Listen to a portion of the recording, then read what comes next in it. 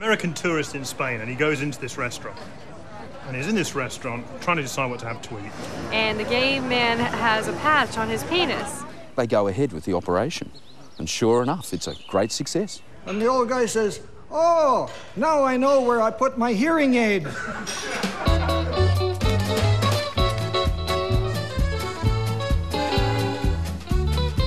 So last week it was so cold I saw a lawyer with his hands in his own pockets. And the man says, well, I can't make Tuesdays.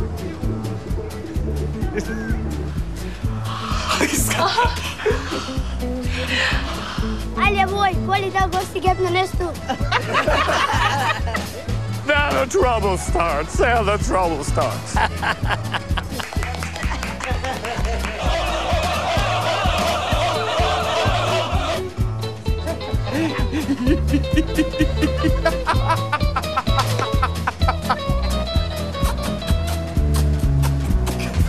All right.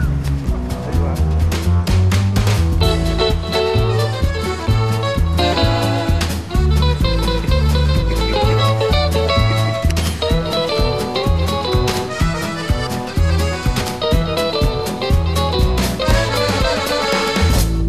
And I wanted to come up with an experiment that would get the whole world taking part. And the more I thought about it, the more I thought the one topic which science, for the most part, has left alone, yet that the public find very engaging, is about humour and laughter and jokes. I teamed up with the British Association for the Advancement of Science, and we decided to conduct a huge experiment. In fact, one of the largest psychology experiments ever carried out. It was called Laugh Lab, and involved people logging onto an internet site to either tell us their favourite joke or rate the funniness of jokes that have been submitted by others. The initial response from the public was absolutely amazing. Within the first day, we had over 1,000 jokes. We had millions of people attempting to get onto the site. We became one of the most popular sites on the internet. I decided to test our results on a field trip that would take my crew and me around the world. The doctor goes, 9876. I guess to the doctor, I said, I've got some bad news and good news. What's the bad news? You've got an incurable disease. Well, what's the good news? They're going to name it after you. So these old guys get together and they decide to get a birthday present for their friend who's an old widower. He's been alone for quite a few years. And they pool their money together and they get a hooker. They send the hooker over to the old guy's place. She knocks on the door, he answers the door, and she says, "I'm here to give you super sex." And the old guy thinks for a minute and says, "I'll take the suit, please." At Laugh Lab, what we were able to do is actually to see how people from different countries liked different types of jokes. And early on, it became fairly clear that the Americans actually preferred jokes involving superiority, jokes in which somebody essentially looked fairly stupid. The British preferred word plays, you know, the simple word puns. So we thought it'd be fun to really sort of road test the finding, to take the British jokes over to America and see how they played.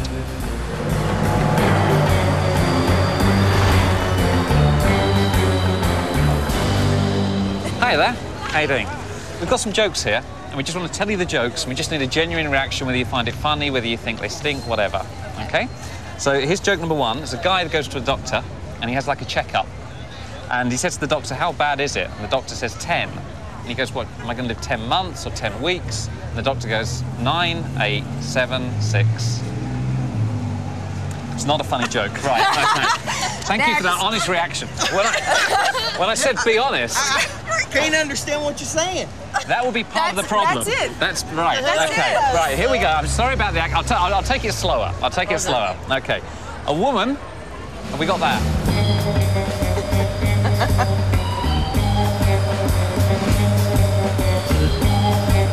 I wondered if it was just a Hollywood Boulevard problem, and so I decided to try out the pier at Santa Monica. The doctor says, "I've got some bad news and some very bad news. The bad news is you've only got 24 hours to live." And the guy goes, "What's the very bad news?" He said, "I've been trying to contact you since yesterday." No. Can we go joke number 2?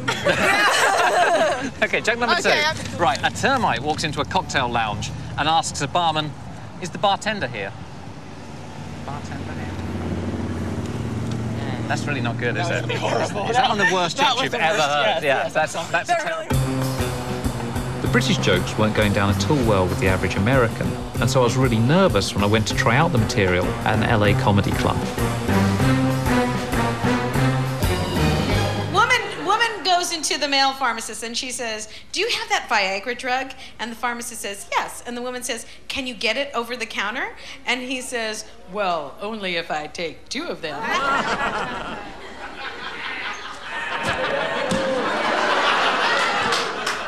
Now, we didn't write these jokes. These are jokes that were submitted, okay? All right. From people on the internet who have nothing to do but to be on the internet. You know the type. They're home right now? Okay. Right, okay. I don't know whether you'll get this one or not, but because I don't know the language thing, but here we go. There's a guy, goes to the doctor, and he's got a piece of a lettuce just sticking out of his, we'd say backside. What would you say here? Your bum. Bum? Your butt. Butt. Okay. Your crack. Your crack. We're so gonna get edited. This is all you're gonna see on the documentary. Right, okay, guy goes to the doctor. He's got just a little bit of lettuce sticking out of his arse, and the doctor has a look, and the guy goes to the doctor, "How bad is it?" And the doctor says, "Well, I don't know how to tell you this, but that's just the tip of the iceberg."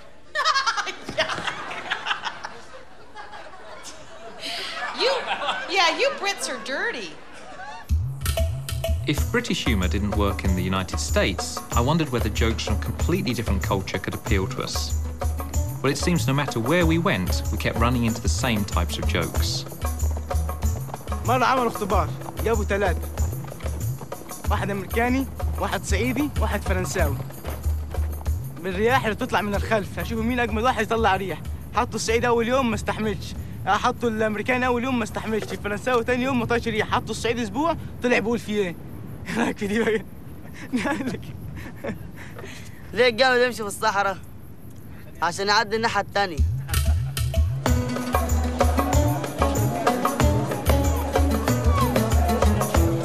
كان في واحد متجوز واحدة مع 15 سنة عايشة معاه مخلف منها 2 واد فبعد كده راحت ماتت فالناس كلهم زعلانين عليه وبتاع وهو فرحان ناس بيقولوا له انت فرحان ليه؟ قال لهم اصل اول مرة من 15 سنة اعرف ان هي رايحة فين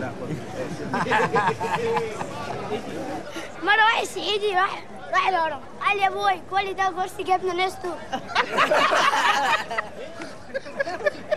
They know after the American military campaign against Afghanistan. Yes. So the Mullah Omar and the leader of Taliban, he said to Bin Laden, he gave him a sign like that and asked him, "Are we win the war?" He said, "No, God damn, only me and you are still alive." See you later, man.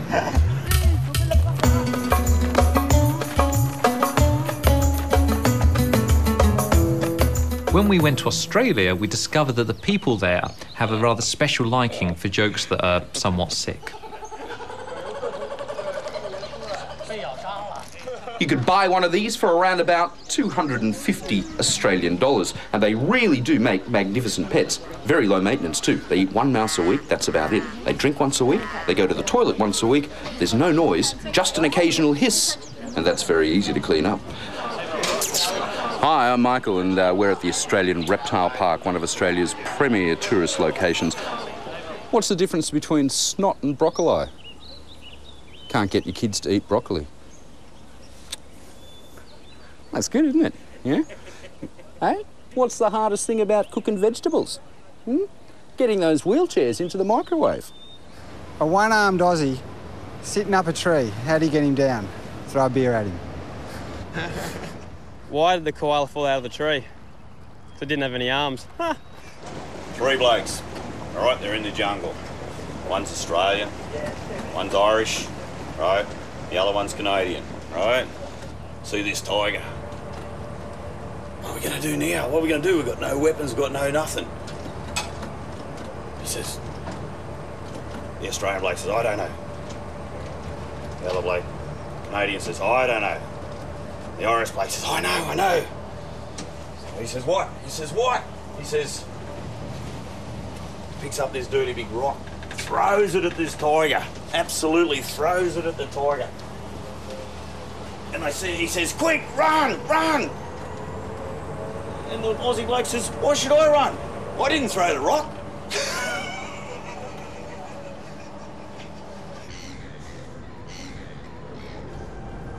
A man rings up the fire department and yells out, help, help, my house is on fire. Calm down, says the operator. How do we get there? The man says, haven't you got one of those big red trucks? Why do drag queens wear makeup and perfume? I don't know. Because they're ugly and they smell. Two vomits were walking down the street and one vomit started to get incredibly emotional. And the other vomit said to the emotional vomit, what's wrong? What's happening? He said, you don't understand.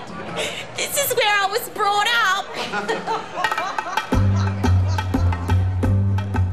We wanted to know if there were real differences between the nationalities. And so in Laugh Lab, what we were able to do is rank order countries in terms of how funny the people from those countries found the jokes. The results were really surprising.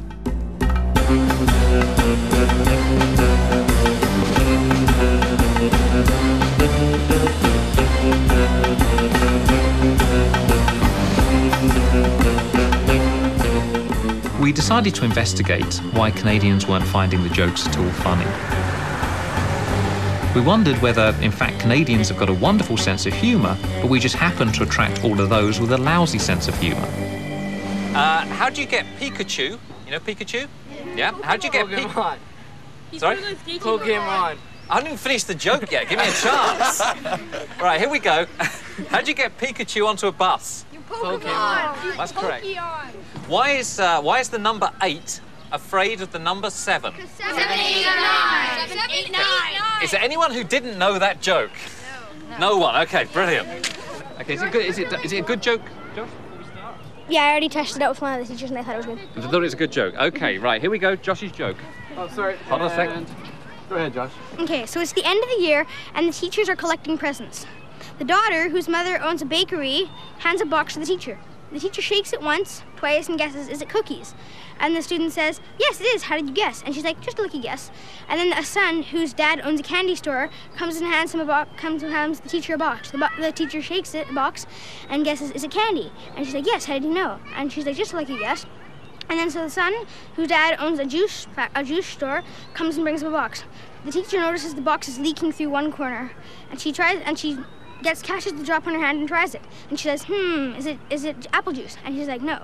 She tries a few drops and says, is it orange juice? And he says, no, his grin getting very large. And she's like, fine, I give up, what is it? And he's like, it's a puppy. It's a very rude joke. Our data showed that children and seniors have quite a different sense of humour. But what they share is a liking for rude jokes. There was a young fellow from Leeds who swallowed a packet of seeds, and the blades of grass that grew over his ass covered his balls with weeds. This was a married couple, and the husband was an avid golfer. And in the morning he says, well, my tea time's 8 o'clock, I'm in an awful hurry to get out of here. And the wife said, before you go, do you think you could fix that drippy tap in the kitchen? He says, do you see plumber on top of my forehead? He says, I can fix it when I come back. She says, well, before you go then, can you fix that light over the table in the kitchen? Do you see electrician on my forehead? She says, no. Well, he said, I'll fix it all when I come back. So I came back in the afternoon after playing golf and everything's all fixed. He said, I suppose you had a handyman here. She says, well, as a matter of fact, a man came to the door and he said he would do anything for sex or cookies. He said, well, suppose you made him a dozen cookies. She says, do you see Betty Crocker on my forehead?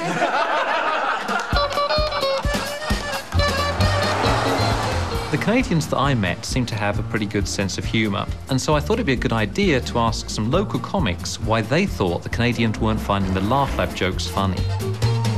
If I understand, it's just Canadians have found the jokes the least funny, right? That's right. So I think what it is Canadians are the hardest to please, right? We're Our sense of humor is so above the global bar. That's why stand-up comics from Canada notoriously do well when they head other places. It's because we're swinging a heavy bat here in Canada.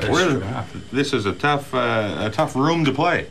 I'm not quite certain what to make of it because, I mean, a lot of the jokes on the website are not very good. I mean, they're really sort of poor puns and so on. So in some sense, you could say, well, you know, if you don't find these things funny, you've got a great sense of humour. And what's really interesting is the people actually leading the league table, as it were, of humour is the Germans, which, you know, traditionally aren't seen as the funniest people in the world. So that's one possibility. Leading it how? Meaning they find the jokes funniest. They find the things funny. They find them hilarious. But correct me if I'm mistaken, but what you've just said is, if you don't laugh at this crap, you have an elevated sense of humor. If you're laughing at this crap, you're a bit of a dolts. That's one way of looking at it. So what you're saying is the Germans are laughing at everything. That's one possibility. You could look at it that way. Okay. Yeah. This is a country that makes bad decisions, Germany. Historically, they make some bad decisions. Okay, now listen. You know what? I'm not belittling the German people whatsoever. And I don't want any of the Germans. I don't want any Germans phoning me up, start barking in my ear about how we're kicking them around. All we're doing is explaining straight scientific the truth of the matter. Yeah. Okay, good. I went to Berlin to experience German humour firsthand and arrived in the middle of the city's annual Love Parade. My guide was Markus von Vullenk, who I'm told is a respected writer on the cultural life of Berlin. How many people are here, roughly? Maybe 1.5 million serious. 1.5 million people. Yeah, 1.5 million fun people.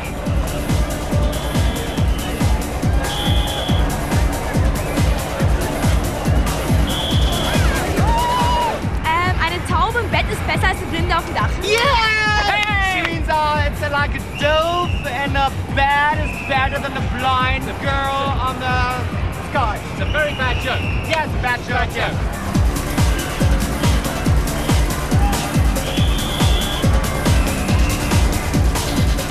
Here we go. Eine Taube im Bett ist besser als eine Blinde auf dem Dach. Great! Yeah! Hey! Thank you. But it's a popular joke, right? What was the joke? A dove in a bed is better than a blind one on a house. Very good joke. That's a great joke.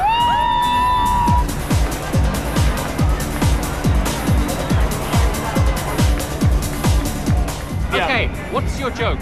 Okay, Rotkäppchen sah den Wolf und fragte ihn, warum hast du so große Augen? Da sagte Rotkäppchen daraufhin, da sagte der Wolf daraufhin, jetzt habe ich Faden verloren. Nochmal, okay.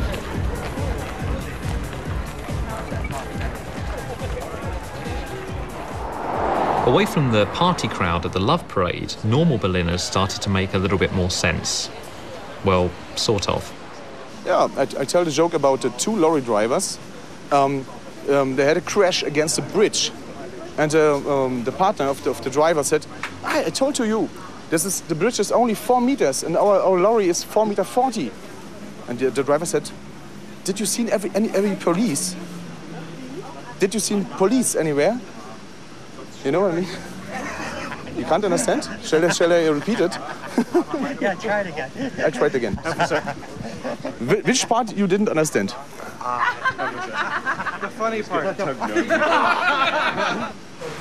Two guys are walking in the woods.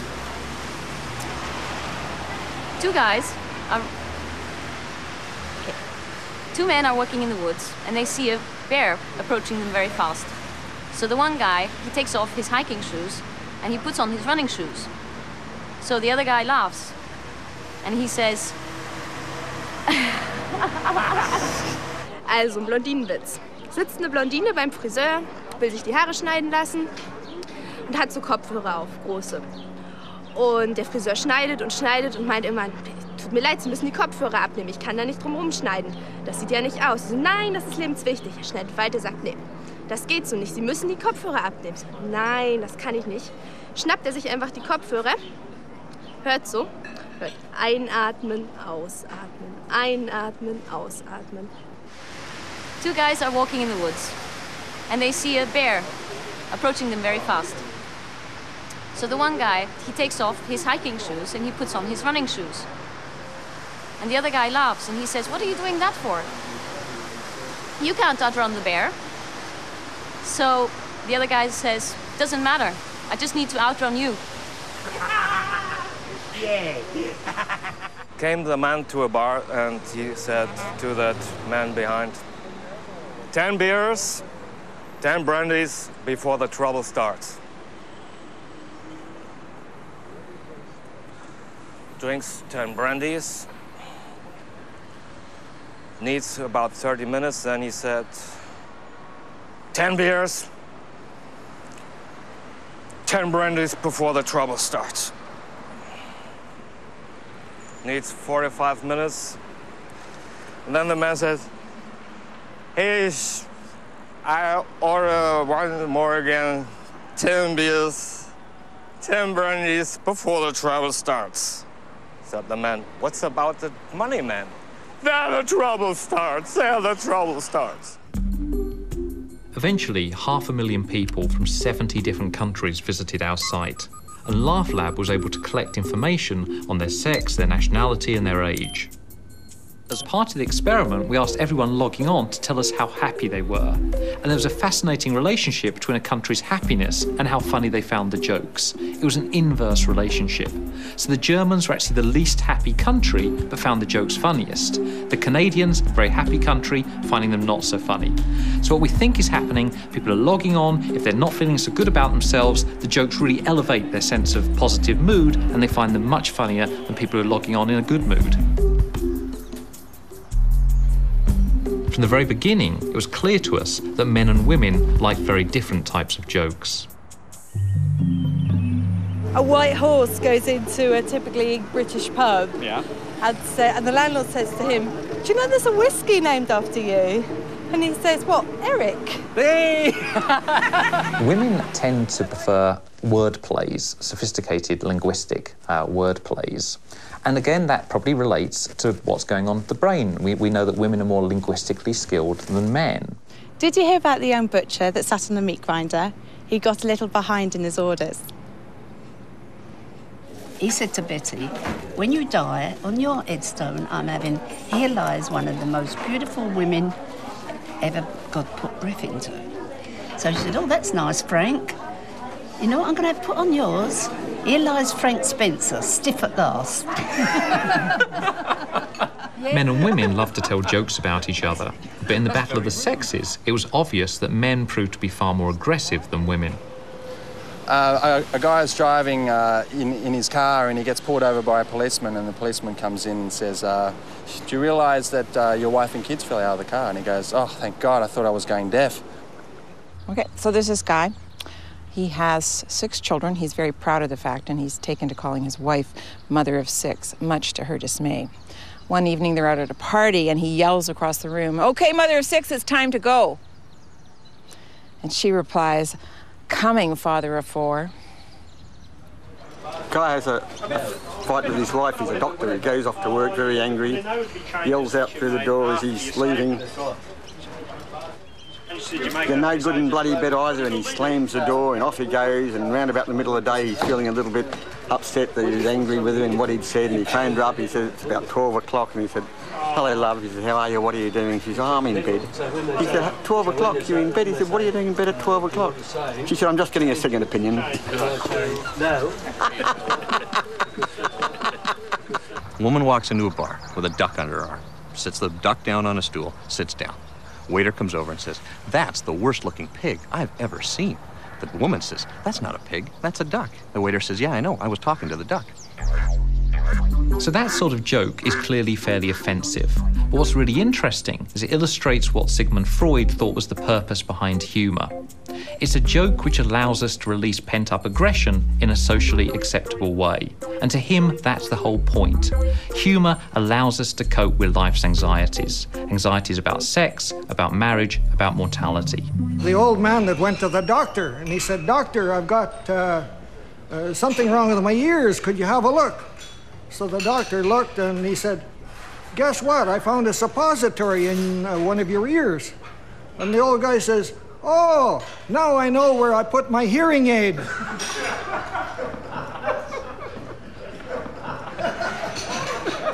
An elderly Jewish professor is married to a much younger woman. She's 20 years his junior. They're having real problems with their sex life, so they go to a radical sex therapist. The therapist says, I have a treatment, it's very successful. Find a very muscular, good-looking young stud, someone you don't know. Get him to stand in the room with you as you're making love. Get him to take all his clothes off and stand there naked, fanning you as you're making love.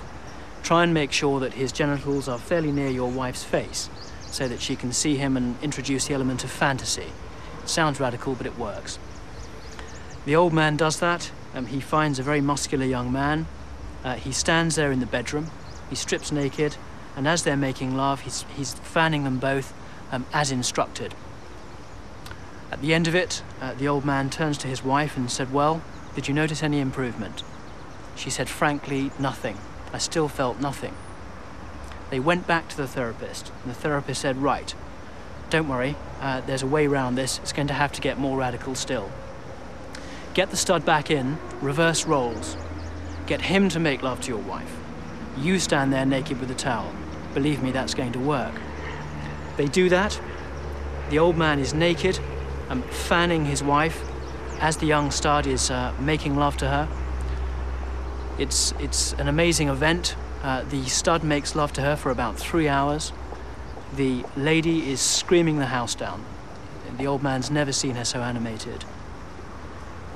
At the end of it, the wife said, that's the best sex I've ever had. I didn't know sex could be like that. The old man turns to the stud and says, see, that's how to wave a towel. We obviously couldn't allow any rude or offensive jokes onto the Laugh Lab site, and so each and every entry had to be vetted, and that was carried out by Laugh Lab team members Emma and Helen. One here on the borderline. Do you hear about the man who got a job circumcising elephants at the zoo? The pay wasn't good, but the tips were enormous. Emma, a vote on that one? Thumbs up or thumbs down, as it were? What, for humour or for whether it should go on? I don't see why not. Really? Yeah. What do you think? I think it's thumbs down. I think I agree with Helen. Nevertheless, it was a losing battle. Everywhere we went, people couldn't resist telling us a dirty joke. OK, my wife told me this joke this morning, so it should be all right. These two ladies were talking to each other, and one of them said to the other, do you smoke after you have sex? And the other one said, I haven't looked.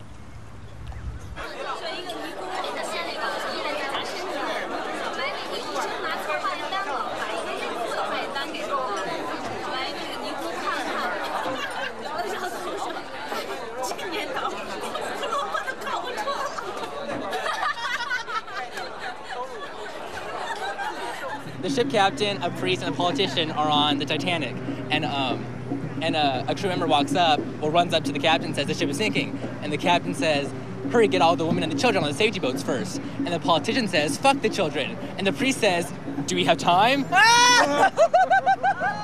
Won't be using that one then.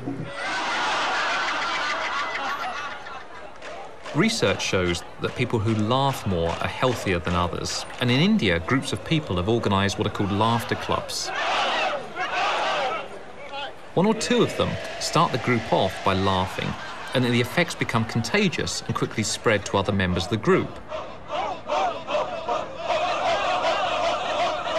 Soon everyone is engaged in full-on hearty laughter.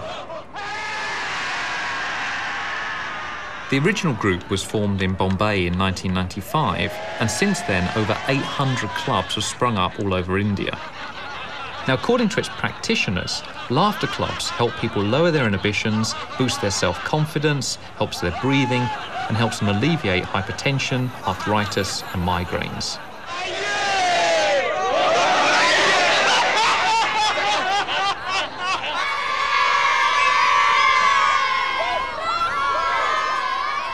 Why was the Egyptian boy scared?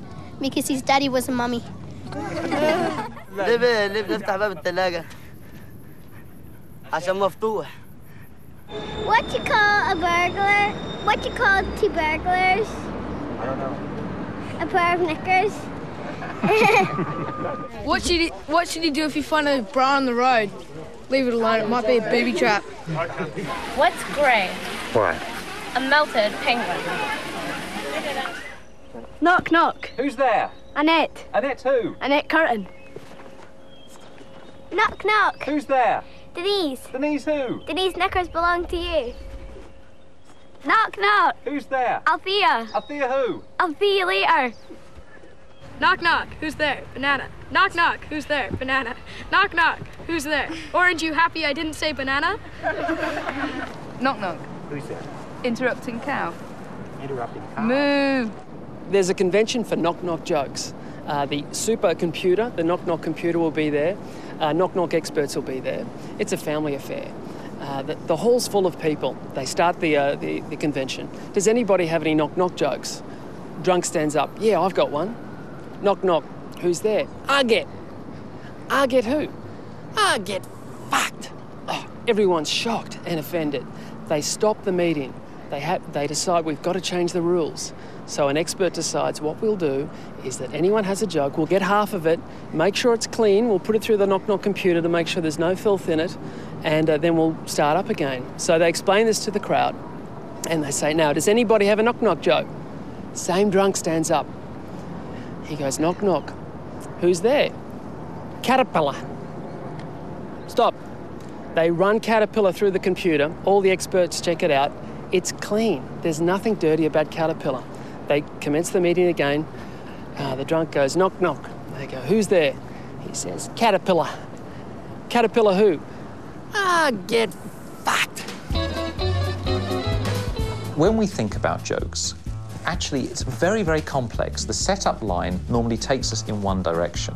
Then the punchline means that we have to completely reorder how we've seen the world, and then suddenly we get the joke.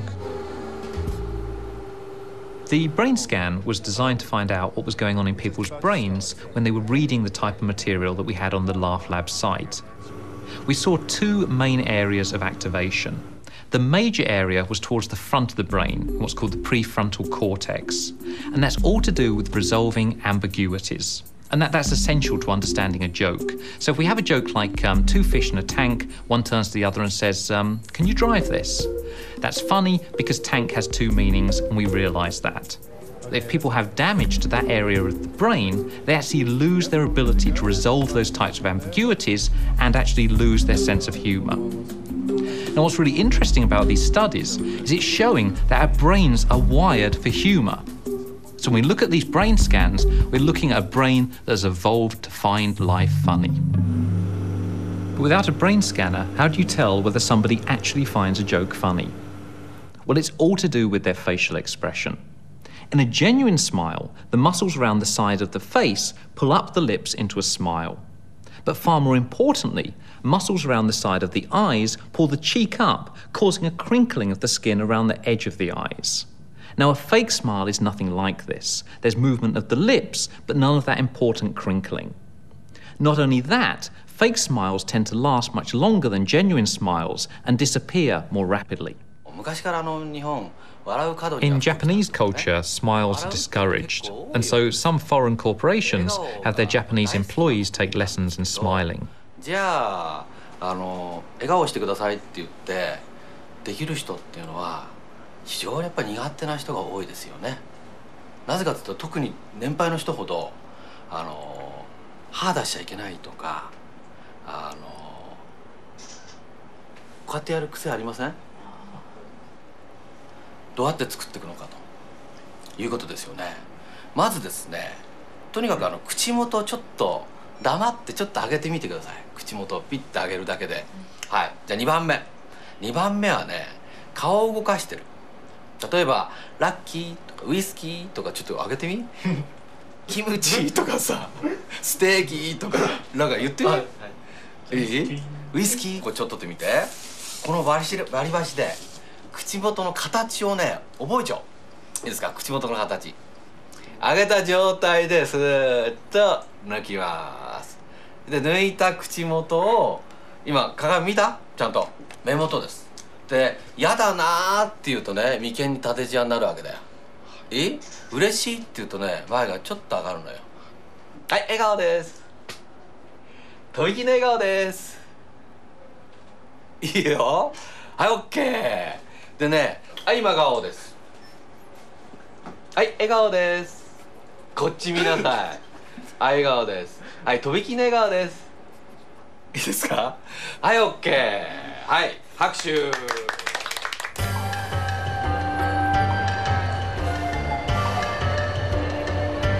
The country where people take classes in smiling didn't seem to be the most promising place to find the world's funniest joke.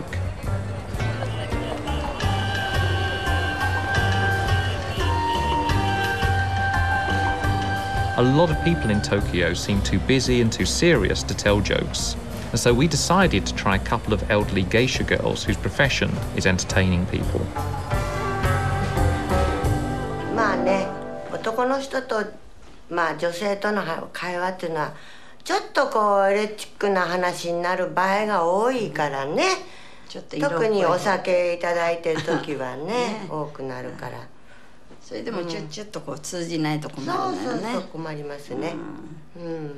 僕ね電信柱だよっておっしゃるからね。何ですか電信柱。いやね僕はねうちで立たないで表で立つよ。しばらくして考えてね笑っちゃったけどもねそんなことをおっしゃる方もあるの。シャレの利くお客様がねいらっしゃる場合は楽なの。分かるけれどね、分かんない人はなんで電信柱なんだとかさ。って言ったらね、電信柱今ね地下入っちゃってるよって言うんですよ。それじゃThe geisha girls were amusing, but I was completely mystified when a Japanese shopkeeper started telling us his jokes. あれが10匹ありがとう。It's joke. It's very joke in a very famous joke in Japan. Yeah. Our interpreter explained that the Japanese loved puns. Unfortunately, they obviously lost rather a lot in translation. 盲腸になりました。盲腸を切って取ってしまいました。盲腸がないならもうしょうがない。いいですかこれで。And even when we encountered some English-speaking Japanese, their love for puns in any language at all proved completely unrelenting. Where were the first French fries made? I don't know. You don't know? In Greece. Do you want another one? Yeah. Okay. Why is your nose in the middle of your face? I give up. You give up? You always give up. Okay? Because it's your center. Okay? Yeah. You know the 6 is ahead of 7. You know why? Because 7, 8, 9. 8, 9, 8, 9, 8, 9.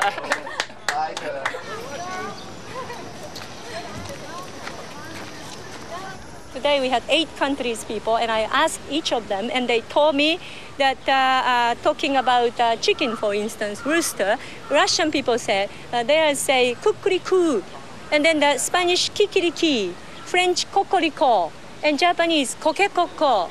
Then Americans, Coca-Cola, please, Diet Coke if possible.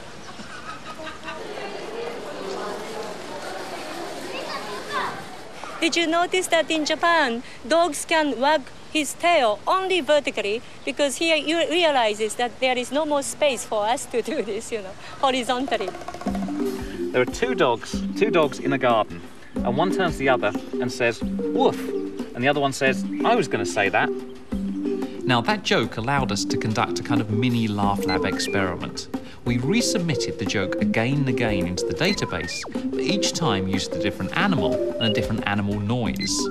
So there are 2 cats in the garden, and one turns to the other and says, one turns to the other and says, moo, and the other one says, I was going to say that. Once people had rated the jokes lots and lots of times, we were able to look back and find out which is the world's funniest animal. And here are the results.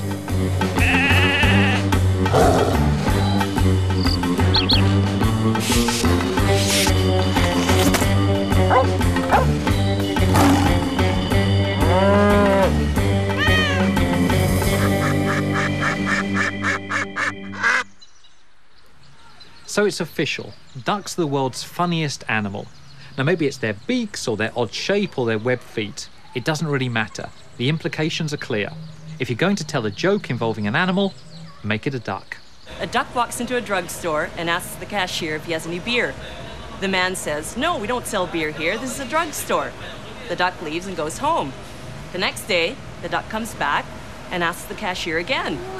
The man says, "I told you yesterday, this is a drugstore. We don't sell beer here. And if you ask me again, I'm going to nail your feet to the floor." The duck leaves and goes home. The next day, the duck comes back again. He asks the man, "Do you have any nails?" The man says, "No." So the duck says, "Do you have any beer?"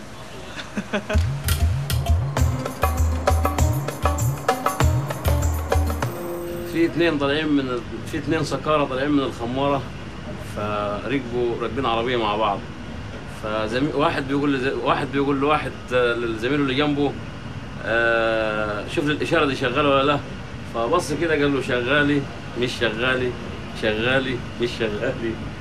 So why do we find jokes like these funny? Well, I think the answer is because they make us feel superior to other people. And this isn't a new idea. In fact, about 2,000 years ago, Plato proposed the superiority theory of humour. To him, jokes were funny because we're laughing at somebody else's misfortune. So George W. Bush knocks on the door, and Petrus opens the door and he says, "Who are you?" "Well, I'm George W. Bush." And Petrus says, "Well, prove it." And George W. says, "Why should I do that? I'm George W. Bush." And he says, "Well, Einstein had to do it, Picasso had to do it." So he goes, "Well, who's Einstein, who's Picasso?" And Peter says, "You can come in." So this guy applies for a visa to get into Australia, and the guy behind the counter says, "Look, I'm going to have to ask you a few questions before I issue you this visa." So yeah, that's fine. He says, "Look, have you had any previous convictions?" And the applicant says, "Look, you still need those to get into Australia." An Aussie farmer's doing a coach tour of New Zealand, and he's on the bus and he sees this Kiwi farmer being rather intimate with a sheep. So he gets out of his car and it goes across to him and says, "Mate, in Australia we shear our sheep." And the New Zealander goes, I'm not shearing this sheep with anyone."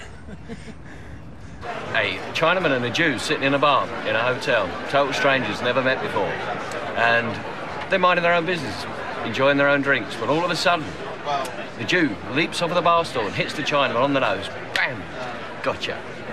The Chinaman picks himself up after wiping all the blood off his nose and says to the Jew, "What was that for?" He says, "That was for Pearl Harbor." "Pearl Harbor? I'm Chinese, that was the Japanese, what do you mean?" He says, Chinese, Japanese, all the same. So he sits there and thinks the Chinaman. Suddenly he leaps off his bar stool and hits the Jew on the nose. Whoop, can't miss it, gotcha. Jew picks himself up and dusts himself down and looks at the Chinaman and says, "What was that for?"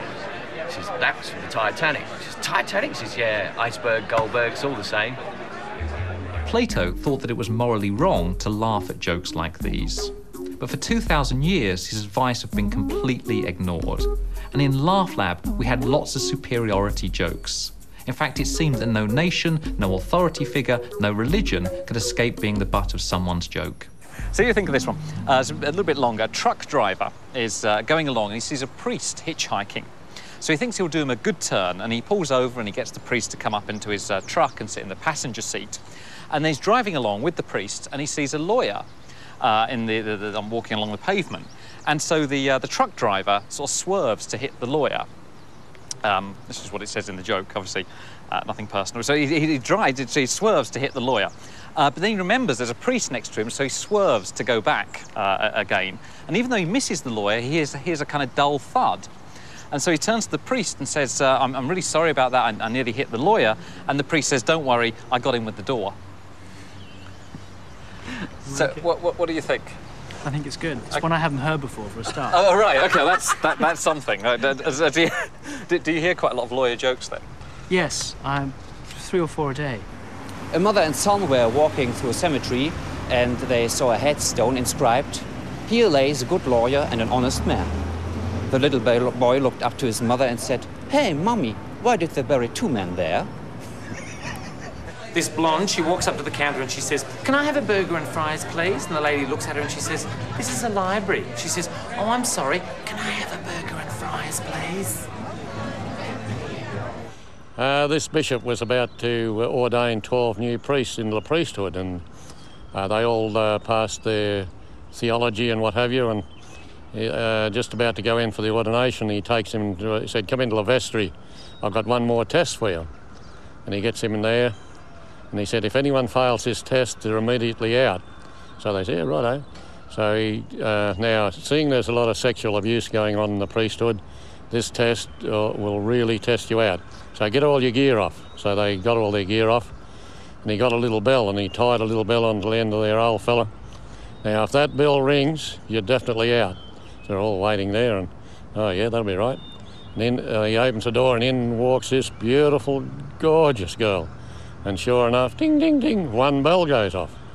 And the bishop goes over to him and said, right, you're out. Out the door, you're gone. Now, as he's walking out the door, his bell falls off, and he bends over to pick it up, and 9 other bells ring.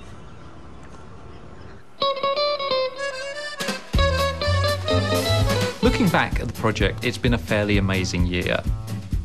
We actually had 40,000 jokes submitted, and I've read the vast majority of them. If I never see another joke, I'll be a happy man. Perhaps more importantly, millions of people came to the website. They took part in an experiment which has found out really interesting lessons about the psychology and science of humour. But we still had one fun question left. What was the world's funniest joke? Now, people shouldn't get too excited about this because, in a sense, it's a joke which appeals to most people. It makes most people go, yeah, that's okay, that's an okay joke. But it's not going to make a lot of people laugh a great deal. The one thing we've learned is that humour is very idiosyncratic. And so there are groups of people that will always find other jokes much, much funnier. This is the joke that appeals to a moderate extent to most people. There are 2 hunters going hunting, and they're walking through the woods, and suddenly one of them kind of clutches his throat and just falls to the ground. So the other hunter panics, and he picks up his mobile phone and then dials the emergency services. He says, oh my God, I think my friend is dead. Can you help? And the woman says, okay, calm down. The first thing to do is make certain your friend's actually dead. So she hears this pause, then a gunshot. The guy comes back on the line and says, okay, I've done that, now what? No, I didn't see that one. You didn't see that? You don't like that one? I didn't see. Very good. That's a good joke. Yeah, that's good. I like that. You like that one? Excellent. That's a good one.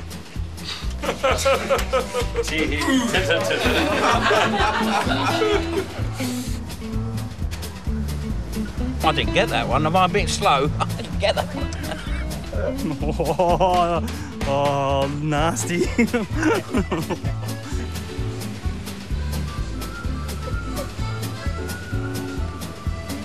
So he killed his friend? Oh. Oh.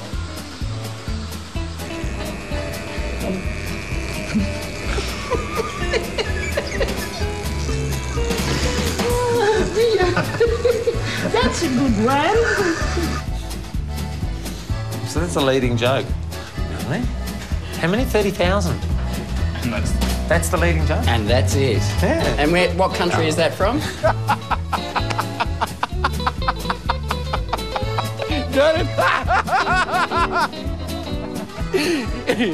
He's shying.